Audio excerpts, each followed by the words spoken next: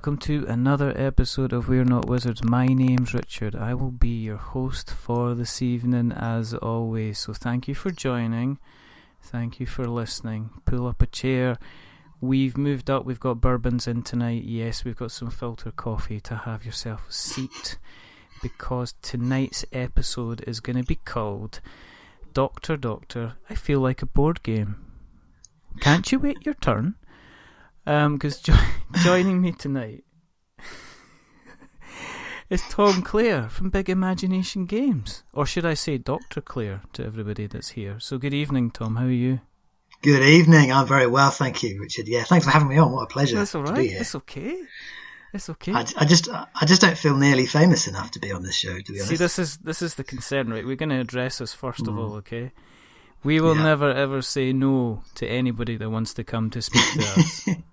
Yeah, I am living proof of that truth. Anyone that says never ever, it's like, that's why we've just, it doesn't matter. We just I'm nosy by definition, because I'm a sales guy. So the idea is that I say, I find out lots of stuff about you, and then I try and sell you this lovely fridge that's sitting next to me. Yeah. So it's a delight to have you on, because you're from Big Imagination Games. I am indeed. Yes, yeah, that's me. And we're here to talk about your fantastic Kickstarter, which is going to be coming out on Monday, which is called, is it Champions of the Wild? Yeah, so the Champion of the Wild. There you go. So first of all, we need to say to everybody that thank you first of all for listening. The reason that we do this is because we think there's quite simply not enough podcasts out there about board games, or board games out there about podcasts. There's definitely not any board games out there about podcasts, is there? That's I don't think I have any. I've really. never heard of a board game about a podcast.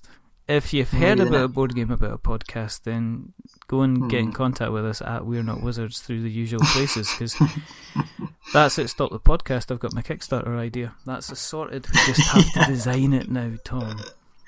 This is the thing. I don't know whether to call you Tom, whether to call you Mr. Clare, or whether to call you Dr. Clare, or call you Doctor. Actually, I normally TC is enough. TC. So yeah, TC for patience. Patience to know me well. Like Top Cat. Yeah, exactly. That's me. Yeah. Hey, Top Cat. Yeah. Hey, TC. No, I'm not going to do that, because that's just exactly how it is. And the second reason that we do this, because we did do the first reason, but we went off on a tangent as usual. Yeah. Is because I've got a whole list of doctor jokes that we've got to get through tonight. And I thought, I'm going to try out my material, and who better to get on to discuss doctor jokes would be our very own kind of doctor. So there you go. Yeah, here I am. Yeah, see if you can get any in kind of secretly that people don't notice. I don't know. Just recently, I think I'm a bell, to be honest. TC. So take them and here, have some pills, and if they don't work, give me a ring. Ding, da, ding. It's going to be awful. It's going to be a long night. It's going to be like putting a slug in the 100 metres. Well, there it is. That's a nice segue. There you go. Because before we start, what we like to do is we like to find out a little bit about somebody's history with the hobby. So what we're going to do is we're going to reminisce about the past. We're going to have cheery, happy conversations about the present before we soar off like a bird into the future. But first of all, you're going to be like that. A bird. It's as good as anything. And you're going to be wondering, I could have been doing something else. I could have been looking. I could have been catching up on my bunion photographs and recognising different types of bunions, but no, I'm on the show instead. But what we need to do is we need to find... I'm on a yellow one and I'm going up. We need to find out a little bit about your history. So if you want to tell us a little bit about your history with the printed cardboard.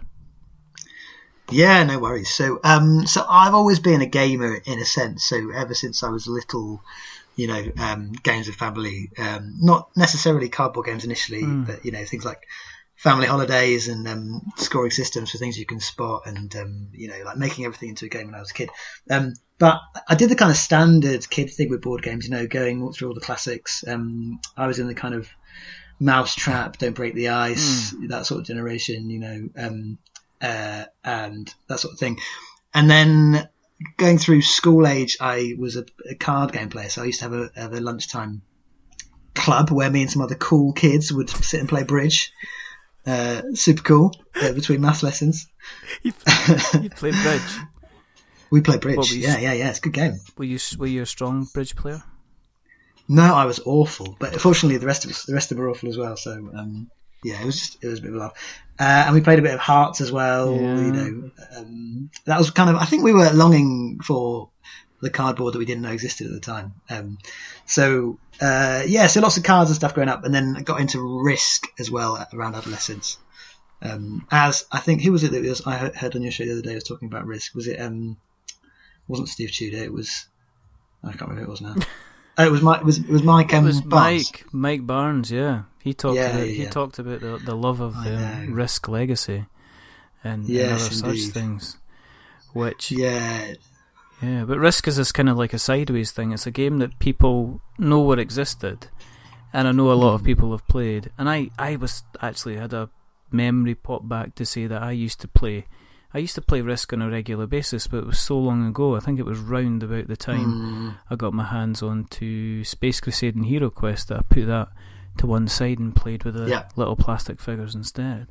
So when did you first get involved in the kind of what people would say the kind of the staple stuff, the kind of the more heavier kind of cardboard? Yeah, so my kind of revelation Catan moment was probably about 2010, I reckon, 7 years ago. So I was mid doing a graduate medical degree, and had that kind of friends invite you around and ask you to play a game. I'm always up for a game, and then kind of, that kind of feeling of revelation where you think, wow, this is more than just rolling a dice. What's going on here? There is something else.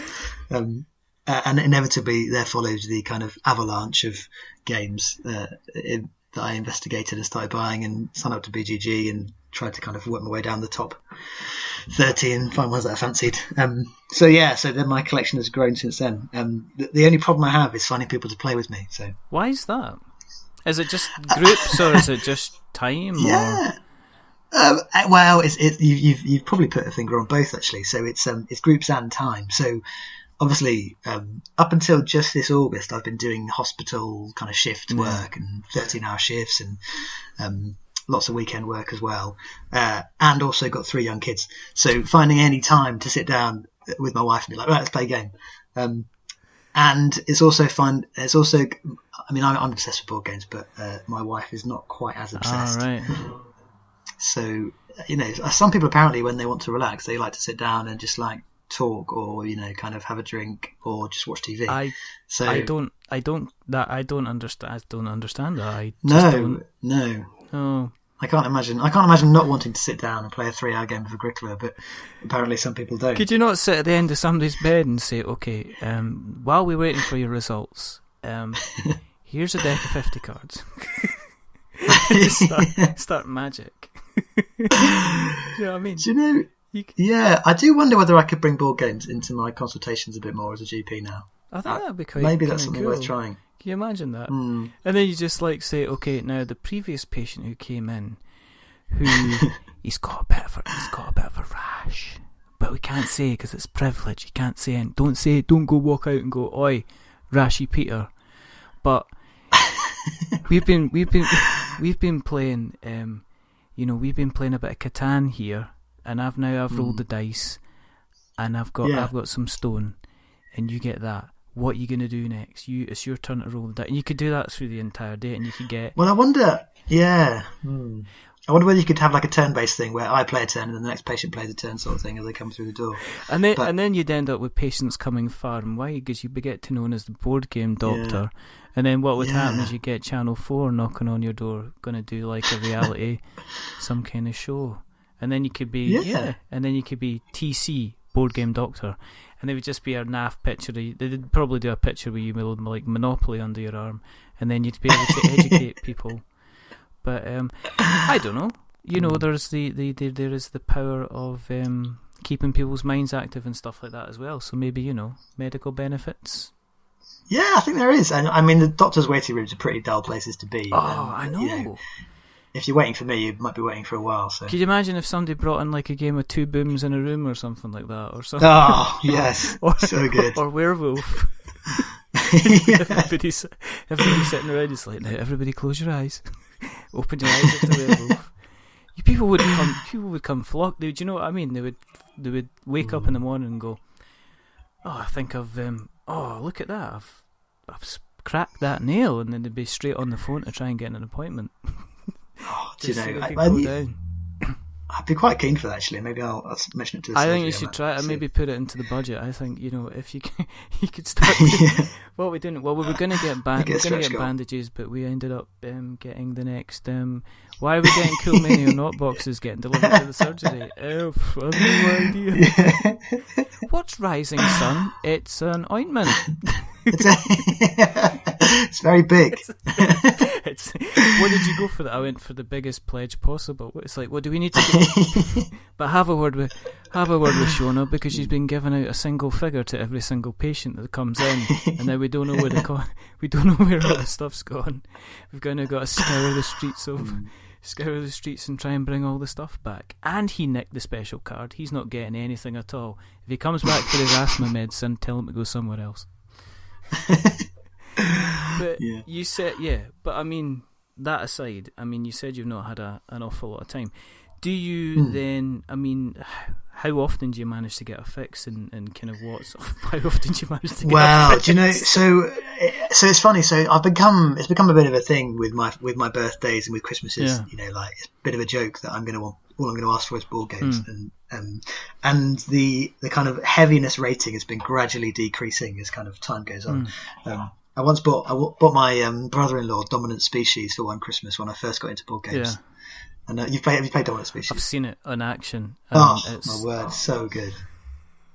So good. I'm a massive fan. Sorry, what were you going to say? No, I've seen it played, and it looks kind of vicious, but at the same time it looks a little bit it looks a little bit complicated as well.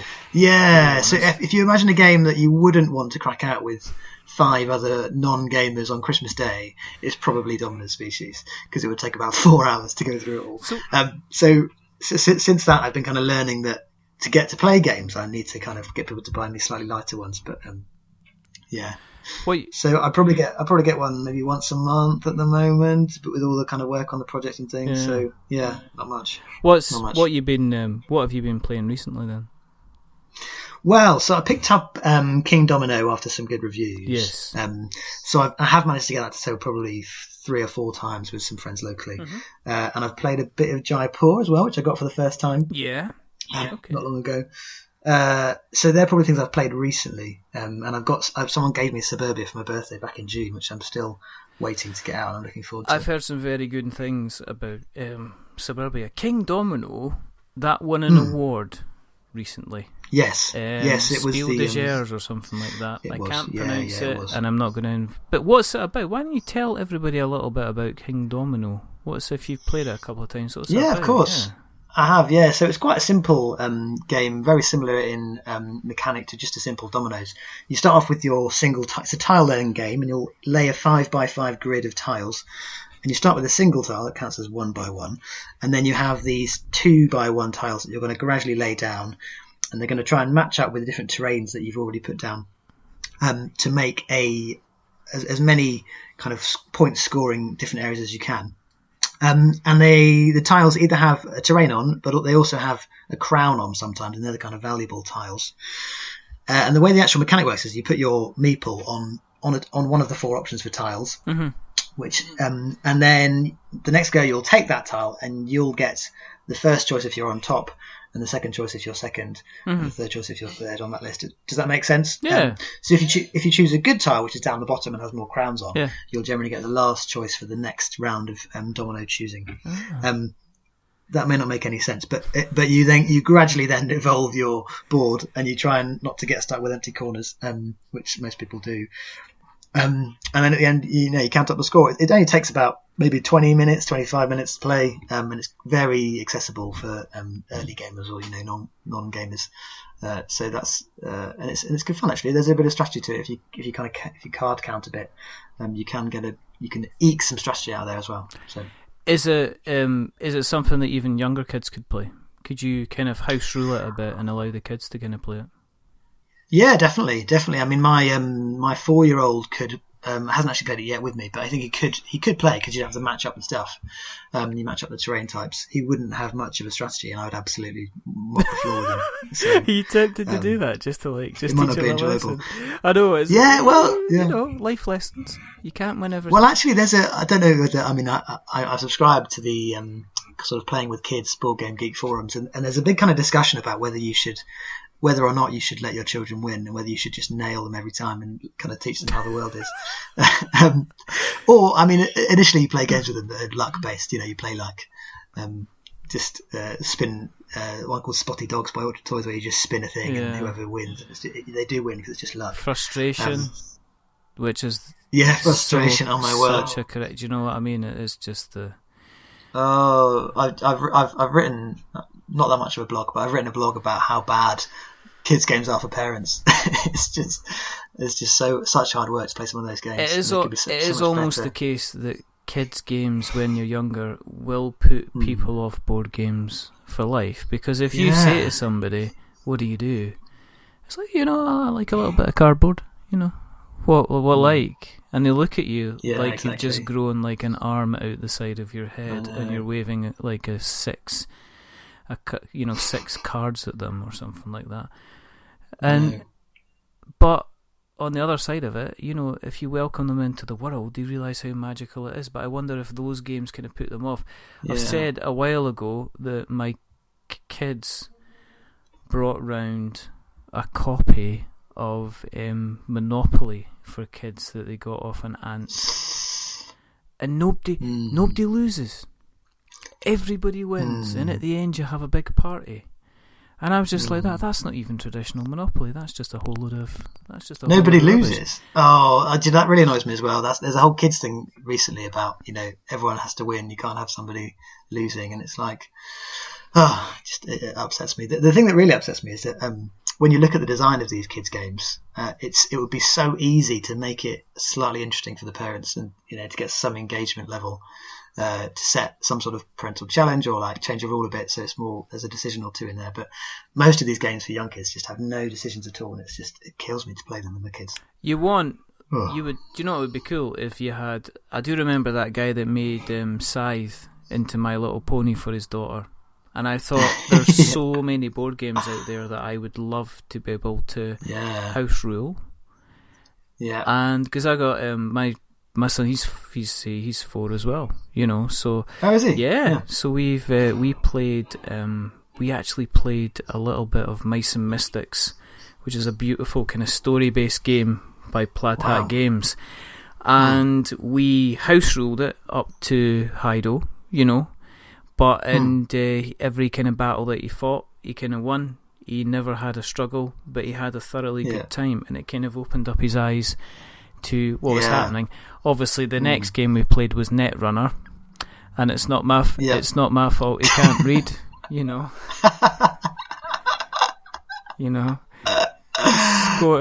Scored 3 agendas within the first 7 turns. You know what I mean? It's just like the boy's got to learn. He's got to learn. He's got to learn. Well, there's 2 schools of thought, and that is one of them, that the boy's got to learn.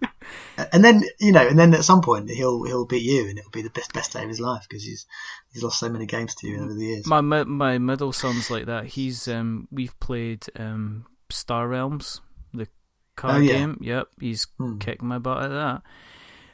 We played Viticulture as well, and he managed to he kicked my butt at that as well. I think he's getting to the point where he's at that age where he kind of knows he's already looking at strategies and stuff like that. We've played quite a few games together, and I'm going from that thing where I'm kind of, oh look, Daddy just made a mistake, haha, to, are you actually kidding me? And close to like flipping the kind of the table. So do you have quite a reasonable collection then? If you're getting if you're able to kind of pick up one on a regular basis.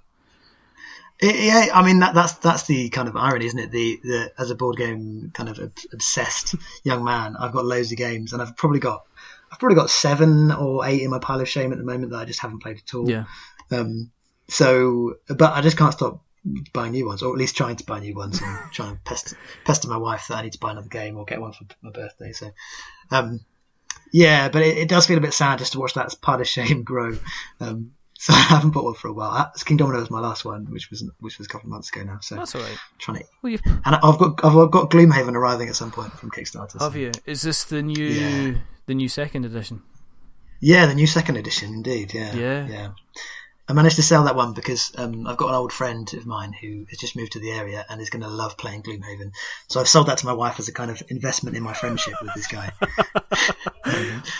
Honey, sometimes you're going to make friends. Sometimes it's going to cost money. And it's like, well, listen. Yeah, exactly. If we went down the pub a couple of Saturdays. Yeah, completely. If we went and watched the football.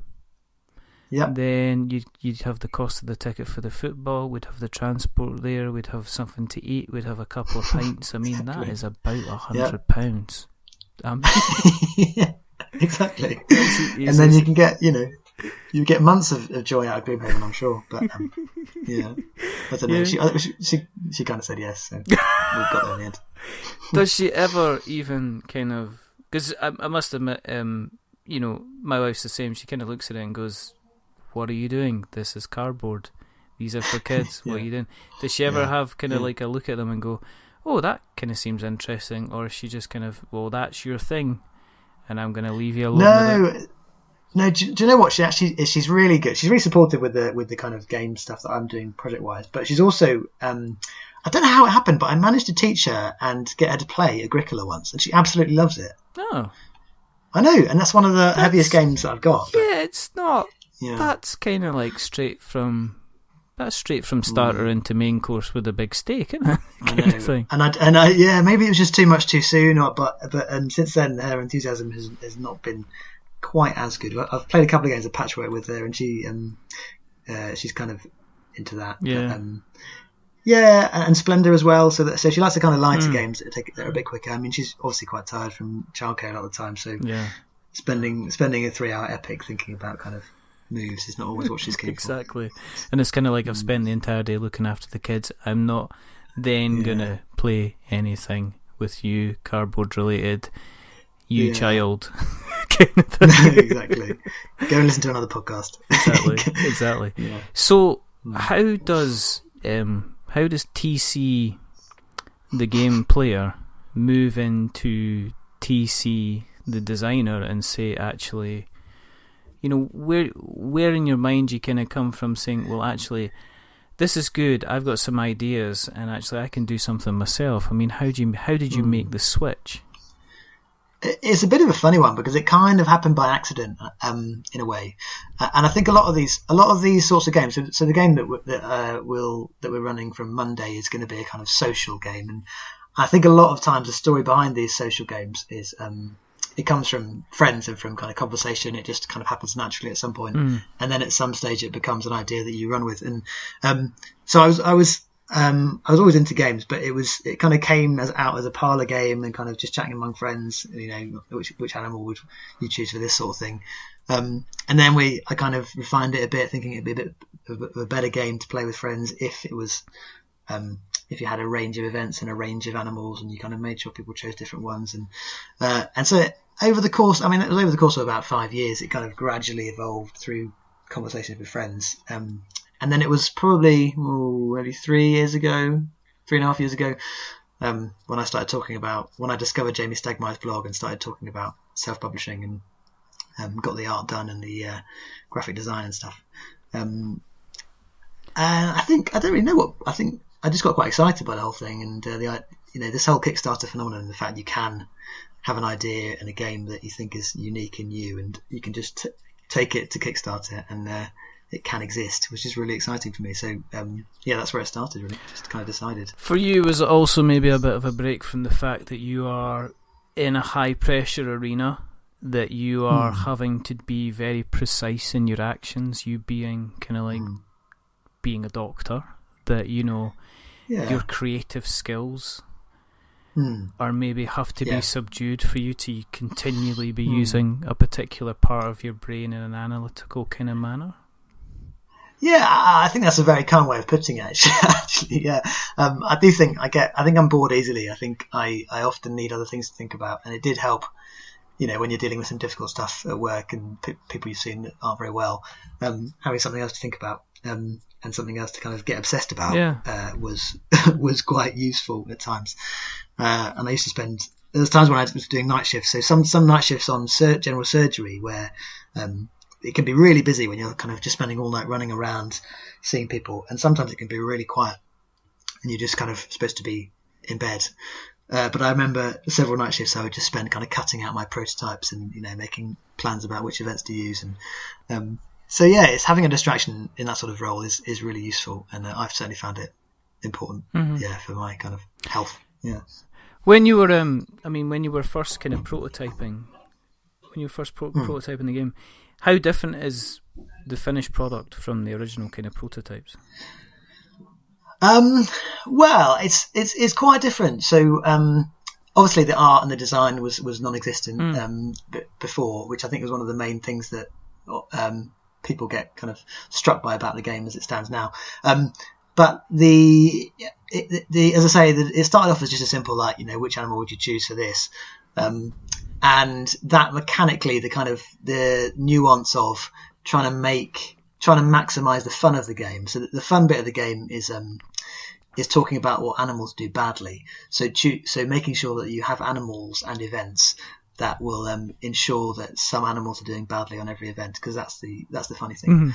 So that was the kind of design challenge, and that has really improved it since the first prototype was out there, and that was sort of 3 or 4 years ago now. So it has changed a bit mechanically, but mostly kind of graphically and presentation wise, you know, from my hand scrawls of animals, it's now looking much better. Have you still got like the original prototypes kicking around? Do you have like the box that's got all the original stuff in it? Have you? Yeah, I do. I've got a cereal box that I turned into a board. For some reason, I was obsessed with having a board with a massive race track around the edge and loads of stuff in the middle that's completely unnecessary, I realised. So you were actually going for the London 2012 Olympics. I was. Exactly. Yeah, that was the idea. And that kind of focus on the Olympics is probably partly why the first project last year kind of fell on its face, because I was so focused on getting it out before the Olympics started last year. So okay. Yeah, because going on to that, so you kind of put the game together, you got it to prototype phase, you kickstarted it last year. Yeah, I did. And what was? Is there it must be a bit. Your first project, was it pressure? Was there kind of like, I'm going to have to do that? You sounded like pressure because you said you wanted to get it out kind of before the Olympic Games. So. Yeah. Do you know, it's funny because you can read, you know, I've probably read the whole of Jamie Stegmaier and James Matthews' blog twice or 3 times, all of it. And you can read a load of advice, loads of forums, loads of, you know, all the Facebook groups that I'm in. And yet somehow you can still be completely ignorant, even if you've done all that research. So even though, like, you know, the kind of lesson number 1 from Stegmaier is you don't need to launch today. You know, basically like chill out if you're not ready, don't bother. Somehow I became quite focused on this Olympics thing, and the fact that it would fit really well with the Olympics, and it would be good to be out at the same time. And I think realistically, because I was doing obstetrics and gynecology at the time, so doing long weekends and night shifts quite a lot. Didn't have the time to build the crowd that I needed to build, and and that's the main reason that it fell along with a few other things.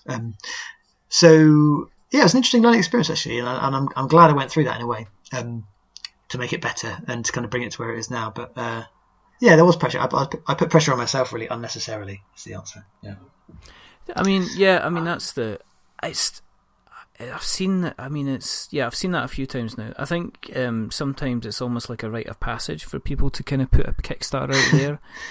and then they cancel it or it doesn't fund, and then 2 months later, 3 months later, 6 months later, a year later, they release it again, and it just does kind of great guns. And it's I don't know if it's because people are more relaxed, if they've built up a bigger audience. I don't know. I've seen. I mean, when we had Mark Neidlinger from Orange Nebula on.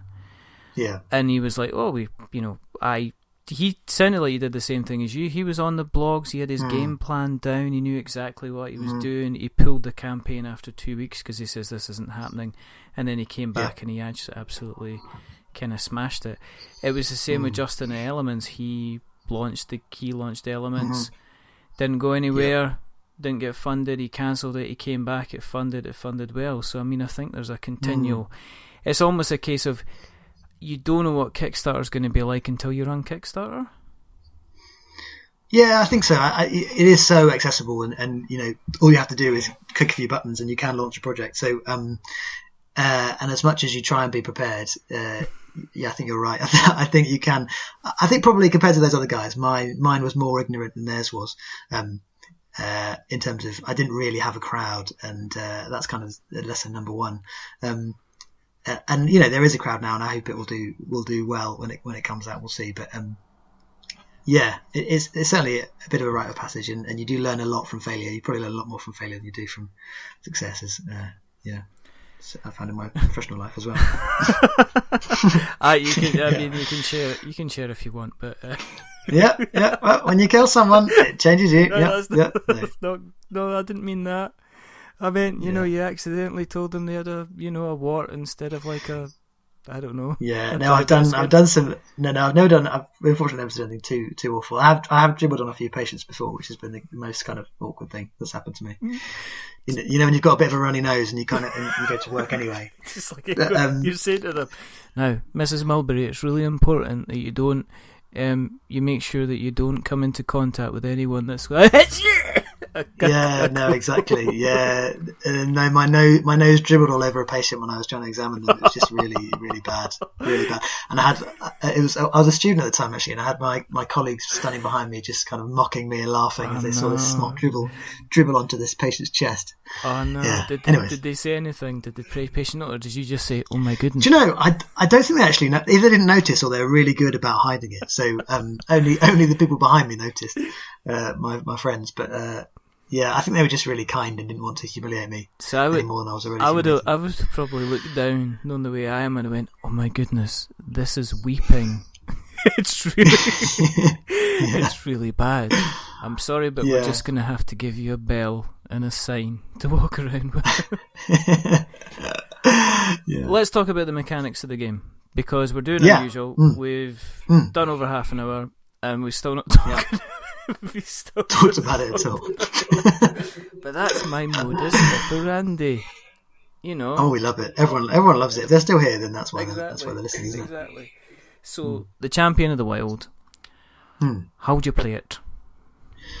Okay, so first of all, so you got between 3 and 6 players, and 3 of those players will choose an event, so that they randomly choose who's going to be the event selector, and they will choose one category. So there's 5 different event categories.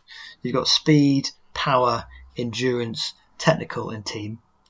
And each of those 3 event selectors will choose one pile. And they'll then take their 3 cards from that pile and choose their favourite of those 3 events.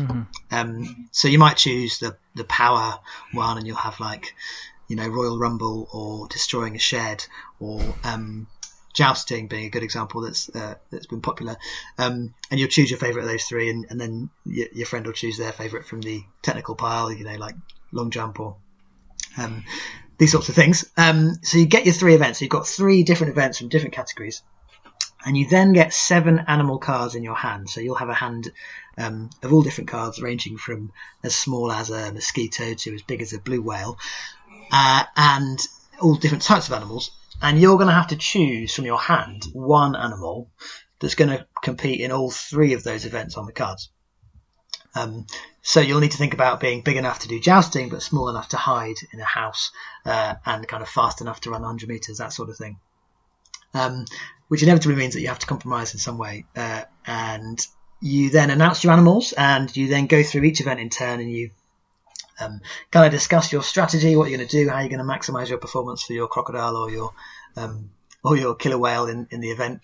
And then you kind of you can look stuff up online, look up YouTube videos of a gorilla dancing or whatever. You can kind of pick apart other people's strategies and kind of point out the fact that they are being ridiculous. And then kind of when people are ready, they turn over a ready to vote card, which basically means like, I'm done discussing this now, this is no longer interesting. And you move on to voting. And you do blind voting for each event after you've discussed it. So no one quite knows who's winning till the end of the game, but you pass out tokens to the other animals based on where you think they would finish. And you exclude your own animals, so there's no kind of bias there. And that's kind of a garbled explanation of how it works. You can tell I haven't practiced this, can't you? This is the first podcast I've done, you can tell. Is it? Oh, yeah, it is actually. Yeah, really? Yeah. Oh, okay. Yeah, does that surprise you? Have I been smooth? It's been silky. Do you know what I mean? Okay. It's been. I've been quite impressed by your kind of your pod side manner. There it is. That wasn't even planned. No, that was just this is what it's just fast thinking. Just fast thinking. Wow. Do you know what I mean? That's why you're the entertainment guru. I could be a pharmaceutical salesman. I could never be a doctor. Do you know what I mean? Because I'd just go over and say, it could be worse, and then I'd just squeeze her nose and go, you could have a bike horn for a nose. On you go. I couldn't do that.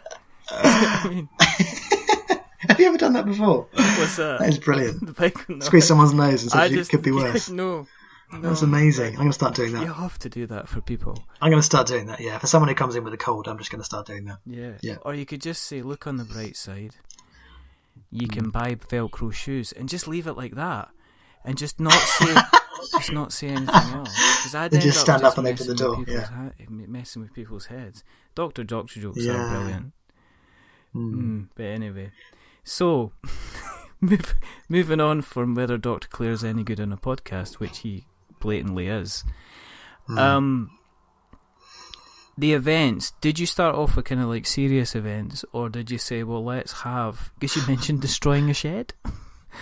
Yeah, destroying a shed, yeah, that's one of the new events, that's in the power category, yeah.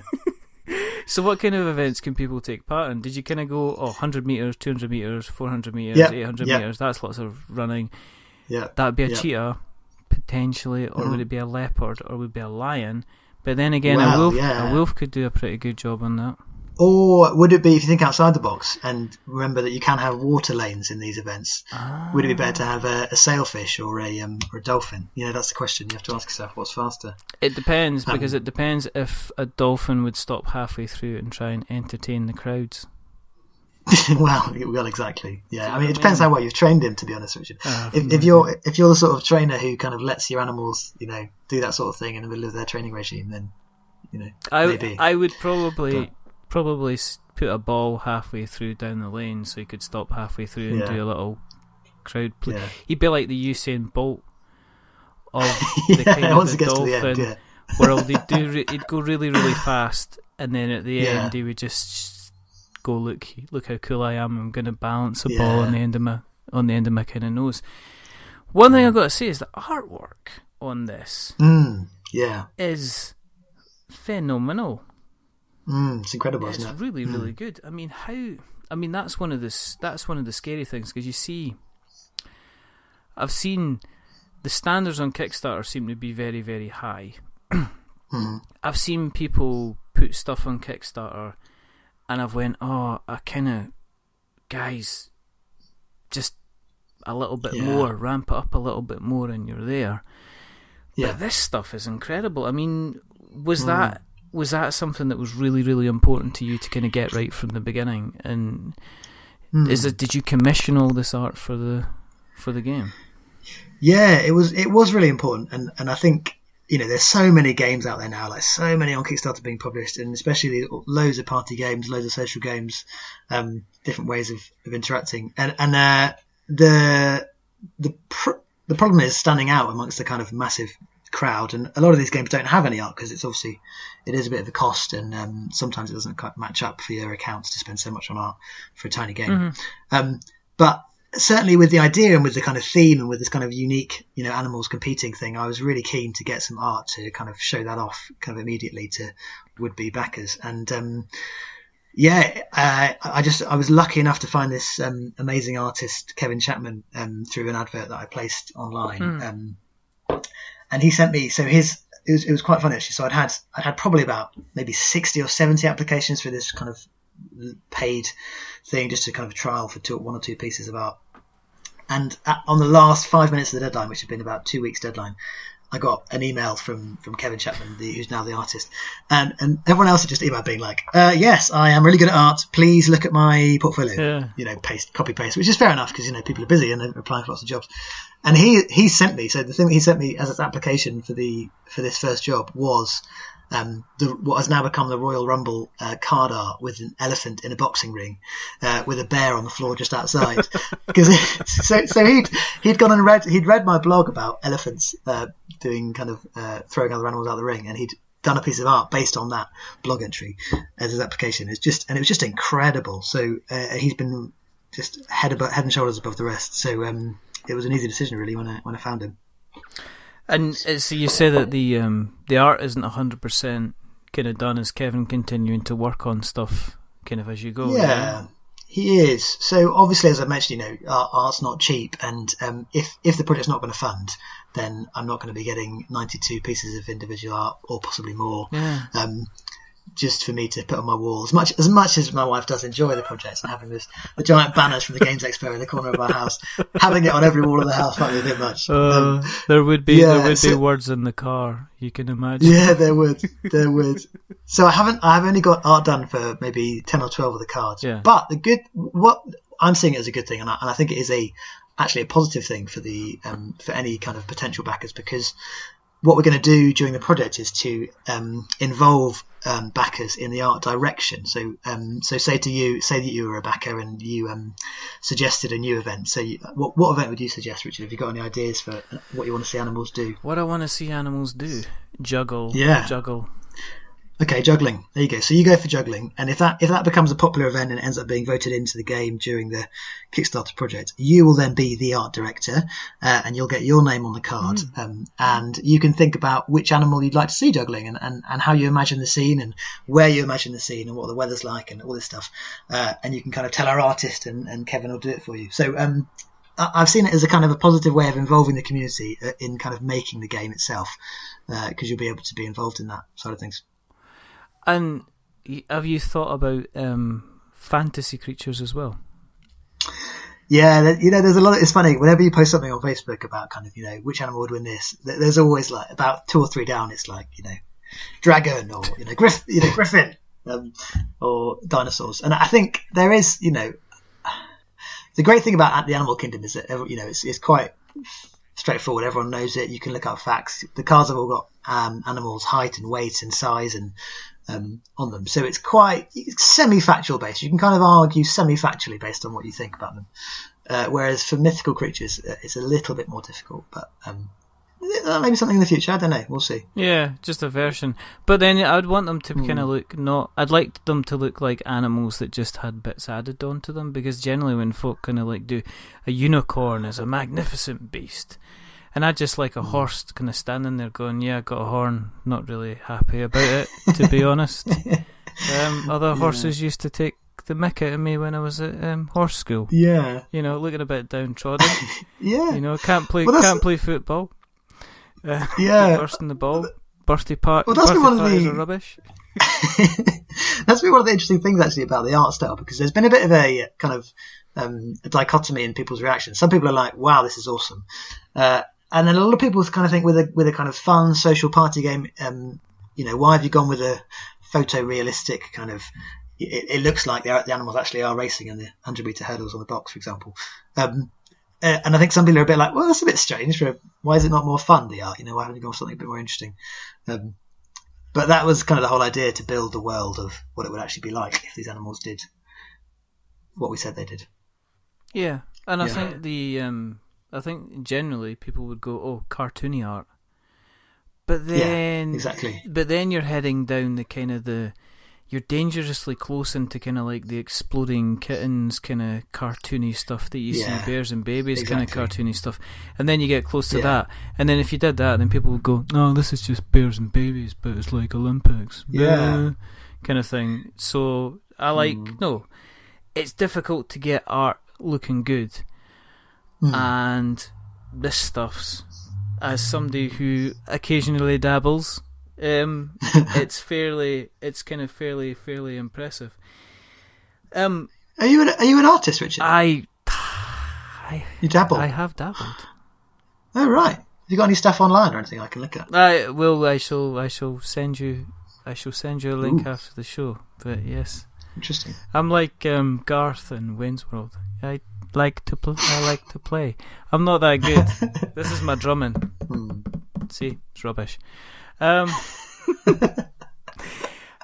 Here's a question for you. As somebody who this is like your Kickstarter project and your second attempt at it, and you being not one of the powerhouses of this world like your Steamforge or your Simon, as we like to call them, what's your kind of do you think that the Kickstarter space is still a fair space for somebody of your size to still kind of be able to shout enough, make enough noise? Or do you find that you have to work almost like twice as hard as some of these bigger guys to kind of get noticed in? I mean, there's usually an average now of about 500 board game projects kind of running at any one time. If you found you had to do a lot of work to get noticed above the parapet. Yeah, I mean, but to be honest though, Richard, I don't think that's a bad thing, and I think there are so many games out there, and the competition level is so high that you do have to do the work. And I think one of the things you say to people when they start out on this kind of journey of kickstarting is it's a lot of work. Everyone you ask will be like, this is going to take over your life and your evenings and your weekends, and it's going to take a lot of time. You go to conventions, but actually, I think it's worth it, and I think. If you didn't have that obstacle of all the big fish, the sea monsters of this world, being so dominant, then I think you might have much lower quality games that actually fund and lower quality of stuff getting through. So in terms of my game, I think it's good for my game that it's been so hard because it's made it much better, and I don't think it could be much better than it is. Whereas if it had funded last year, I think it maybe wouldn't have been as good. Yeah, I guess the other side of it as well is it's the game that you're doing is, Champion of Wild is unusual enough. Then the case of I'm going to make a card game. It's like, okay, it's going to have variable. It's a card game, and you're going to be fighting off against each other, and you have magic kind of powers and stuff like that. And it's really difficult to kind of, I guess, with so many projects again out there, to make something that is different, that is original, that people are going to actually look and investigate. And you know what? Sometimes. People are a bit tired of having the same games come up again and again and again. So when they see something different like this, which is light and social, because, not being funny, if I get Rising Sun, and I haven't, and I'm still crying about it, but that's besides the point, I'm only going to be able to play that with a select amount of people. And there is still a part of me that thinks when I get a game in, how kind of who else can I play it with that's kind of outside the kind of the normal kind of board gaming space? Because the other thing is as well is if I play Rising Sun, that's 4 hours. That's an afternoon, that's an afternoon or an evening. And my attraction as a parent, to be honest with you, is something that I know I could play around with, we could muck around with. Anybody could get involved. I could quite easily see my 4-year-old getting involved in this, because with basic knowledge he's going to know what an elephant's going to be able to do, he's going to know what an ant's going to do, because he's kind of seen Ant-Man, the kind of kid-friendly bits, especially the funny bit with the Thomas the Tank Engine. But do you know kind of where I'm kind of coming from with that? I do. Have you? I mean, how's your approach been to kind of getting the word out? Have you done more reviews and stuff like that as well? Has that kind of thing been more important than maybe last time, kind of thing? Yeah, so I've taken it much more seriously and taken much more time on it. And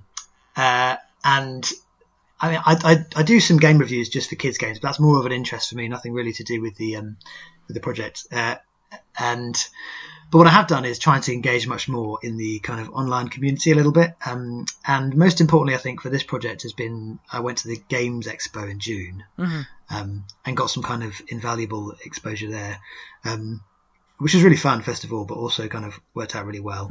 Because I was featured on a couple of things which were just fortunate, really. And also trying to just build the crowd, building a Facebook page, trying to promoting it, doing a couple of giveaways, just gradually getting likes, just sort of stroll in over the months. And it takes work, it takes time, it takes a bit of money, but it has been a really fun experience. And all the people that have become regular engagers in the Big Imagination Games community, it's just been really good fun to get to know them a bit and to kind of interact with them. So the crowd building I think has been really important, and mostly been done online, but I'm hoping to get some more game reviews out once I get a bit more time. Okay.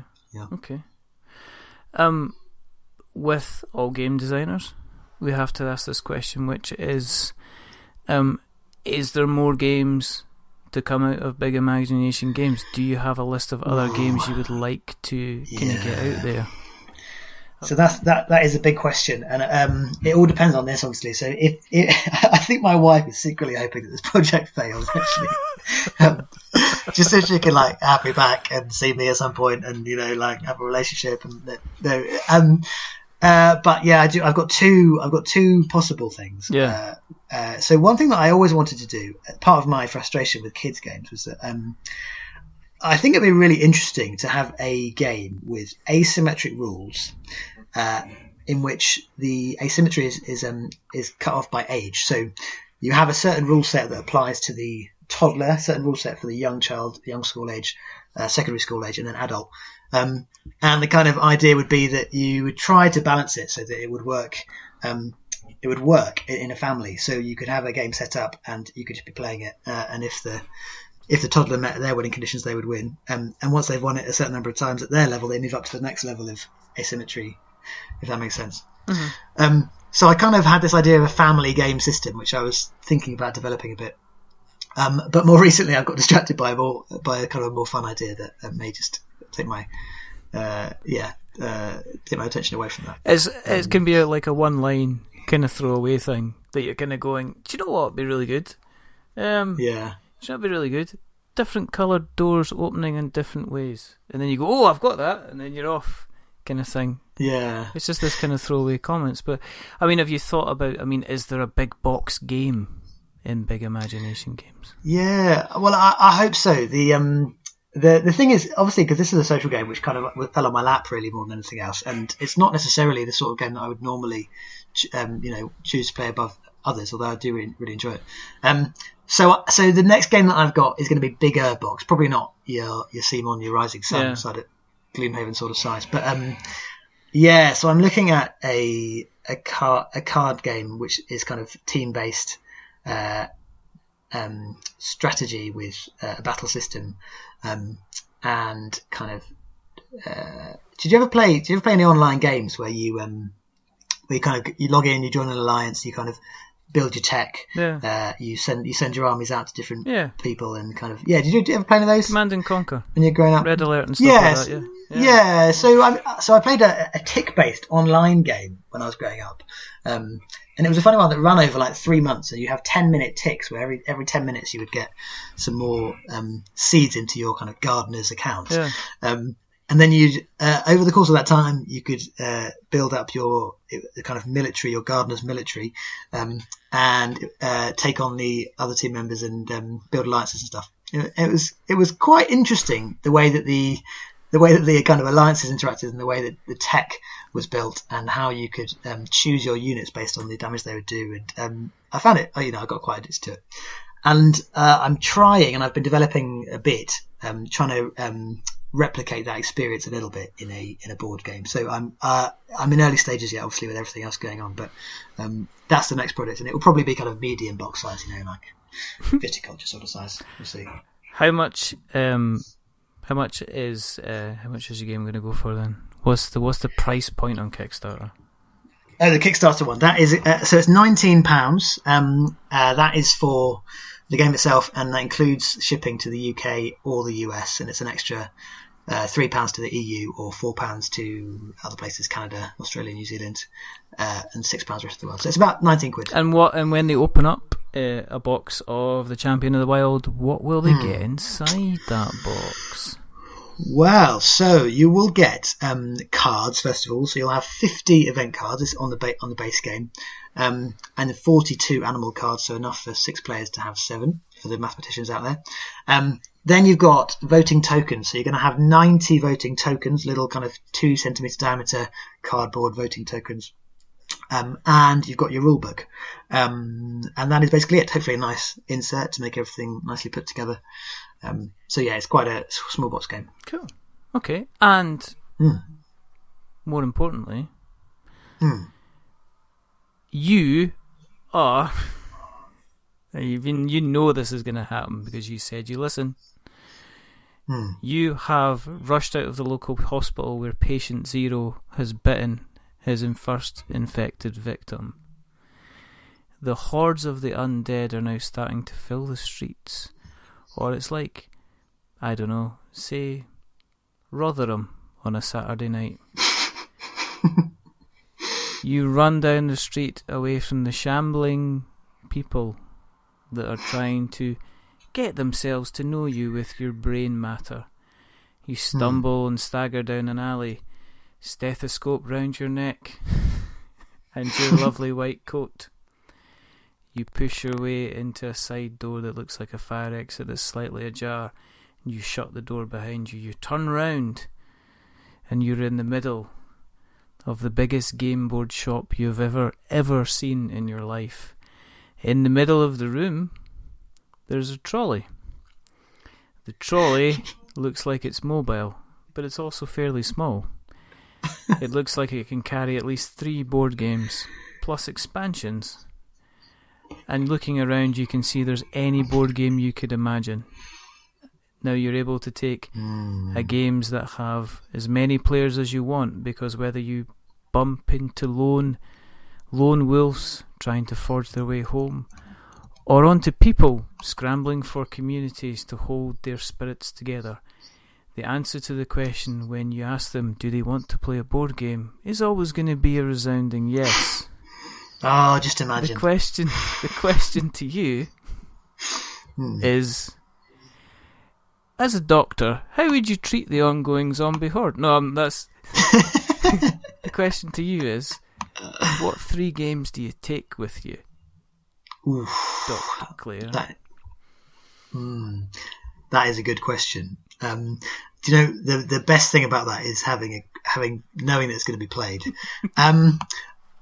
So I think when we say we're including expansions, does that include kind of collectible card game? Anything at all. If you have Netrunner, then you have the ability to have everything, and it's in a special case that carries the whole collection that's ever been. Man.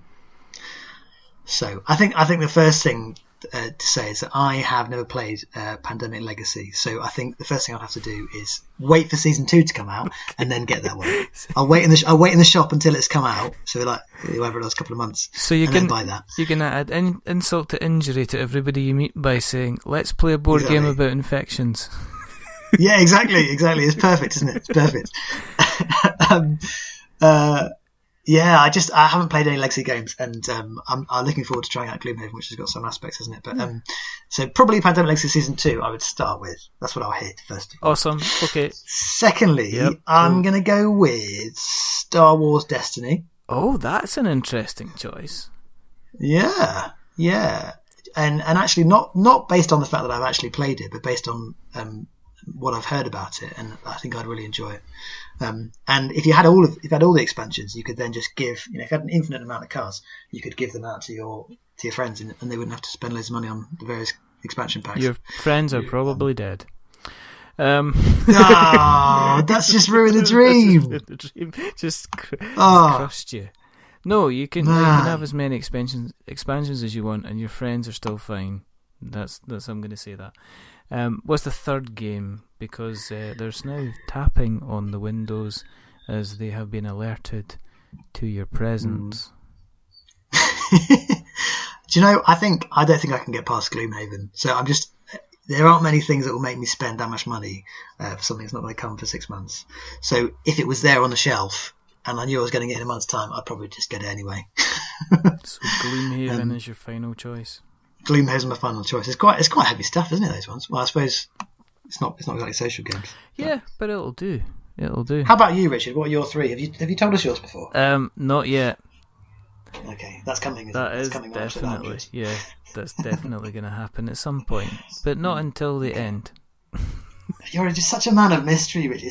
It's I feel like I know you so well, but not at all at the same time. No, I am an enigma wrapped in a riddle. You are. Covered exactly. Covered in salted caramel. So I'm chewy, but confusing. Yeah. If people want to find out more, if they've listened along tonight and they says, well, first of all, you can wait until the Kickstarter, which is on the 18th of this month, and we will make sure that Kickstarter link is in the show notes. So as always, we have notes to show. But where can they find you on the interweb nets, TC? Yes. So the main place is if you go to facebook.com/Big Imagination Games UK. That's where we put most of our stuff up. I've got a Twitter account. If you go /Twitter/TWECEBIG, TWECEBIG. And there's a website, bigimaginationgames.com. But mostly it's on the Facebook that we do stuff. Cool. Well, all those links will be passed to us, and we will put them out there when we publish the episodes. So, as we say, we have notes to show. Thanks for coming on. Do you know what I realised? I only told like one knock joke. I know, it didn't happen. It didn't happen. It was so fascinating. Do you know what I mean? But now I do feel like a set of curtains. Why's that? I think I should maybe pull myself together. Dun, dun, dun, dun, dun, dun. That's where the theme tune comes in. Yeah, that's where the theme tune comes in. Yeah. No, listen, thank you for coming on. It's been a lot of fun. It's always been. Yeah, thank you for having me. It's a pleasure. As I say, it's an honour to be on your show. No, not at all. Not at all. As I say, I'm just a nosy type that likes speaking to people. If you'd like to keep an eye on what we're up to, and we're grateful for everybody that does. Thank you for rocking up each and every time we are putting out an episode at the moment and showing your support. If you'd like to follow what we're doing, you can find us on Twitter at We're Not Wizards. You can find us on Facebook at We're Not Wizards. You can find us on Instagram at We're Not Wizards, which I need to put some more photos on. You can find us on YouTube, because all of our episodes seem to end up on there as well now, thanks to our lovely host at Podbean. If you search for We're Not Wizards Tabletop, you will find us there. If you want to catch us through the various podcast catchers, which is ironic, me telling people to catch us on podcast catchers, because if they didn't have the podcast catchers then that we were not on, they couldn't find us on the podcast catchers. So we're on Speaker, we're on Acast, we're on Stitcher. We are also, obviously, you can find us on Apple Podcasts as well. If you like what you've heard tonight, and this is the first time that you've listened, thank you very much for listening. If you like us even more, if you go over to Apple Podcasts and you drop us a subscription, that would be very nice. If you like us even further than that, and you fancy, I don't know, dropping us a review, then drop onto Apple Podcasts and do that as well. If you are going to drop us a review, remember, don't give us a 10, because that does just make us big-headed. But don't give us a 1, because that makes us cry. Give us somewhere in the middle, like a 5, because it's average. And we're a bit average. But the person who's not been average tonight is the wonderful Dr. Tom Clare, or TC to everybody who knows. Watch out the next time you visit his surgery, though, because he might whip out his copy of Star Wars Destiny and try and challenge you. He might ask you to play like, Kylo Ren, and then he'll say he'll only give you your ointment if you beat him. So it's one of these things that just might happen. But again, no, thank you very, very much for coming on. It's been a lot of It has been a lot of fun.